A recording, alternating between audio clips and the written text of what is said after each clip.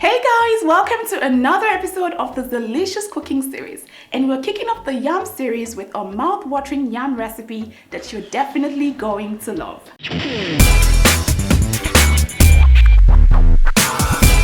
So today I'm going to show you how to make yam in vegetable sauce. Pretty simple recipe. Let me introduce you to the ingredients.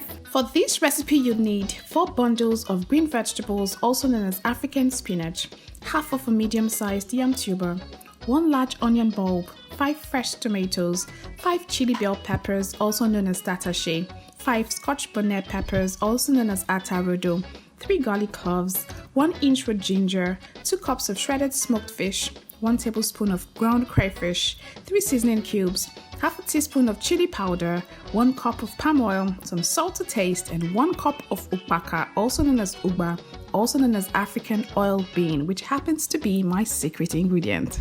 So I'm going to start by transferring all of my yam cubes into this pot that already has some boiling water in it. Now I have peeled my yams and I've cut them into not so tiny, but maybe a medium size, but you can cut them into whatever size or shape you'd like. It's all up to you. And one thing I used to, if you notice that I store them in water, and this is just to stop the browning process. You know, when you cut your yams are actually starchy. So, and starch has a way of turning brown after a while if it's exposed to air or natural light or whatever. So what I do is I put 2 tablespoons of vinegar into about 4 cups of water, depending on the size of or quantity of yam you're cooking. And I just put the yams in there, and then the vinegar in the water is going to help stop the browning of the yams. Okay, so I'm just going to transfer all of these yam cubes into this pot here. I'm going to be so careful because the water is boiling already. It's important that you actually allow your water to come up to a boil. Maybe not necessarily a rolling boil, but just to heat up a bit before you throw in your yams. And then I'm also going to add in some salt. I can't use my hands because my hands are wet, so I'm just going to do this gently, just a little bit of salt to vamp up the taste. Give it a good shake, just to mix it up together. And then I'm just going to allow this to cook for about 10 to 15 minutes or until my yams are about 95% cooked. So while this is cooking on medium heat, I'm going to come over here and I'm going to chop up some of my tomatoes. I'm using some tomatoes for this, dattache. This is the chili red bell pepper, and I'm using onions and of course some scotch bonnet pepper and some garlic cloves. Now you can totally omit the garlic cloves if you like, but I love to cook with garlic, like you all know already. So I'm just going to blend all of this mixture in my blender to get a smooth puree. Okay, so that's the blending done. I'm just going to set this aside and let me just clean up my cooking surface for a bit, and I'll be right back to continue with the cooking process. Okay, so next up I'm going to saute my onions in some palm oil. In this pot here, I'm going to transfer all of my palm oil. The pot is already very hot.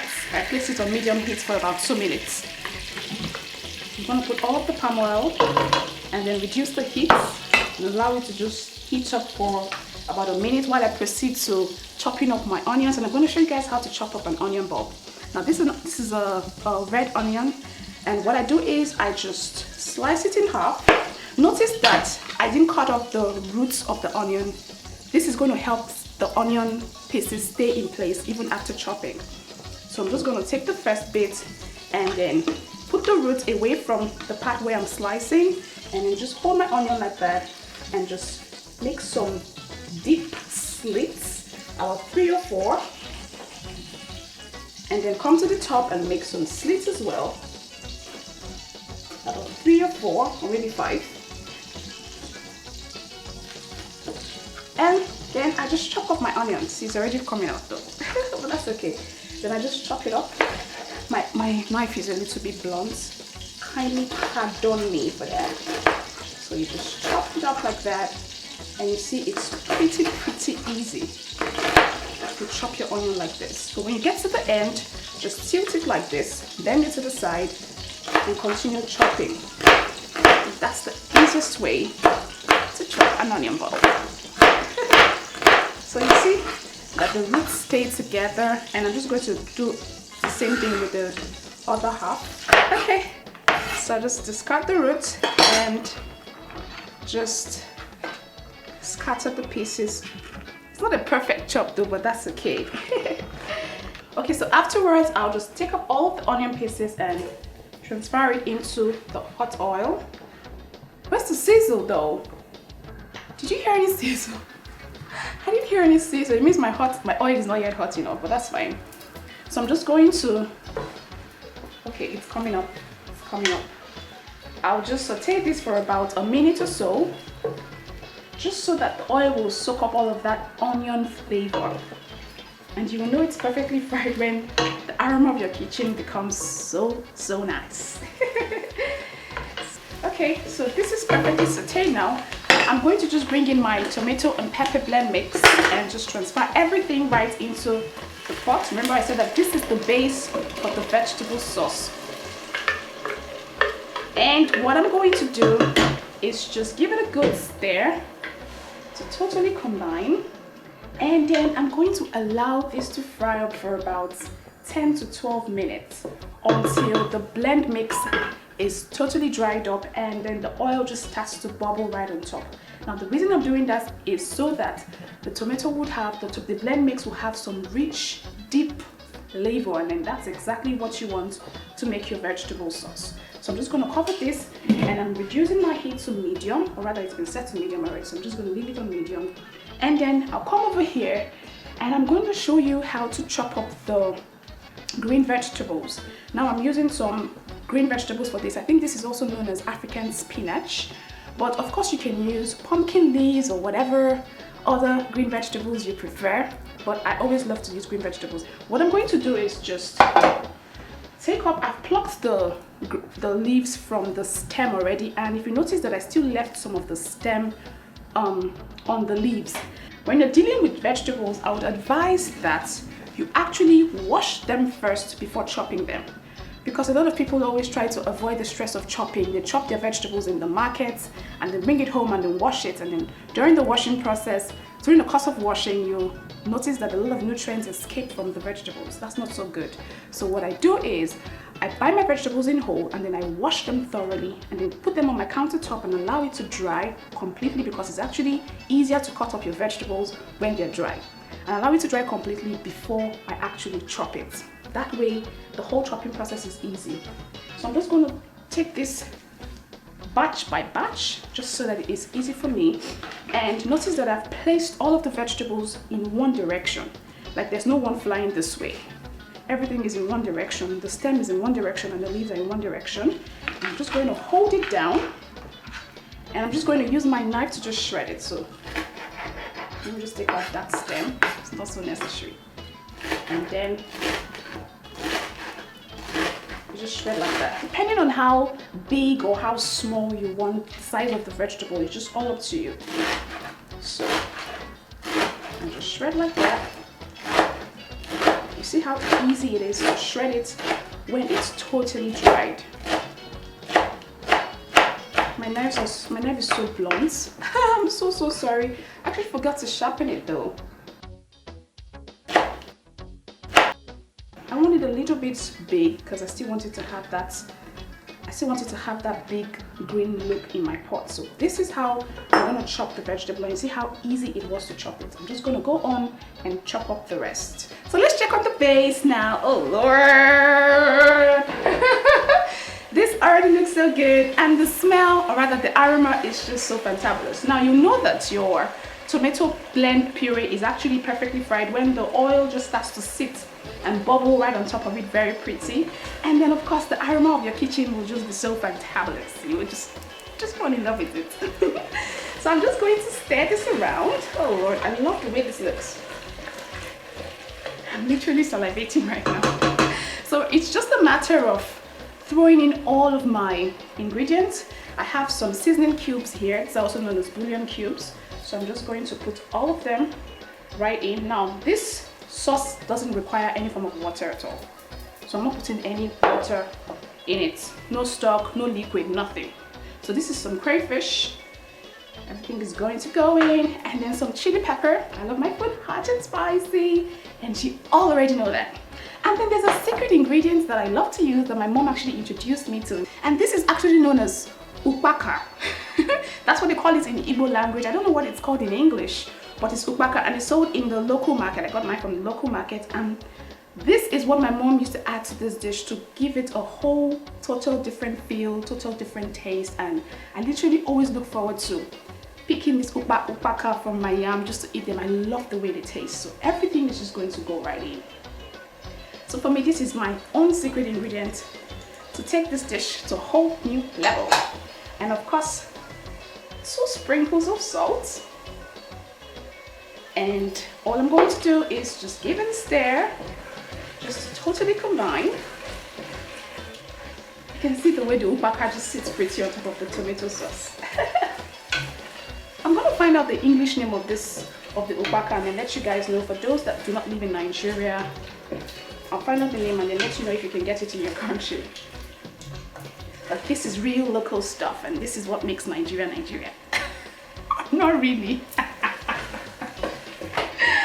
But I mean, I love our local stuff in Nigeria. Like, we are really blessed with good food in this country, I tell you. So I'm just going to leave this to simmer for about 2 to 3 minutes on medium heat. Then I'll come back and then I'll throw in all of the vegetables that I shredded. Okay, so it's time to bring in the star of the dish. On the second star, we have 2 stars in this dish, the vegetable and the yam. So it's time to bring in the first star, which is the vegetables. And I'm just going to put them in batches. Now you can add as much vegetables as you like or as little as you like. It's all up to you. I also have loads and loads of vegetables in this dish, and I'm going to add a whole lot of them. I still have a bunch of them sitting on my tabletop, so just in case this one is not enough, I'm going to go and bring more and add it. So what I like to do is, if I'm not cooking with a really large pot, I like to add the vegetables in batches so that it doesn't make a mess of my cooking, my gas cooker and then the cooking surface. I don't like seeing the greens all over. It's just so irritating. So I do it in batches and I just stir. And then if you notice that when you add your vegetables, when your vegetables come in contact with heat, they wilt, they shrink. So that's why you need to add a whole lot of vegetables. Can you imagine the vegetables I added now looks like I didn't even add anything. So I'm going to add a whole lot more and get the ones on the countertop as well to go right in. Okay, so I'll just keep stirring to combine the vegetables and the tomato sauce together. It's already looking so beautiful.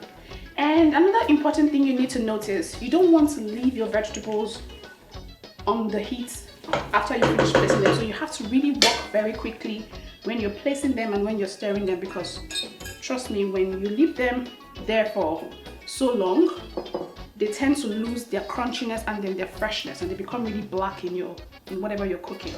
So you don't want to leave them on the heat for so long. So I'm just going to work really quickly, and I think this is fine.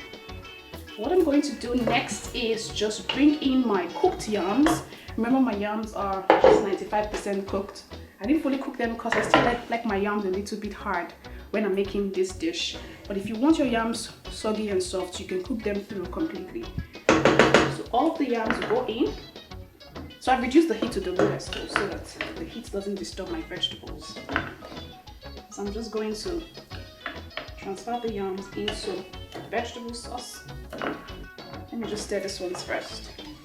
Just stir to thoroughly combine until the yams are perfectly coated with the vegetable sauce.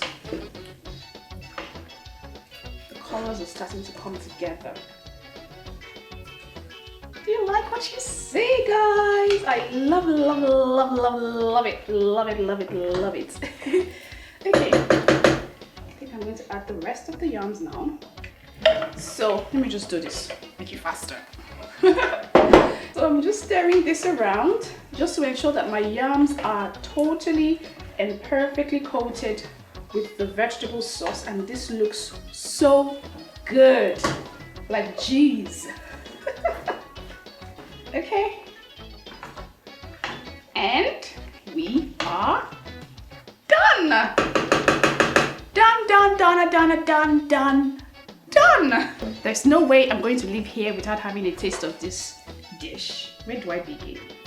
Okay, let me just cut a little bit of the yam, just a tiny bit, and a little bit of the sauce. Oops.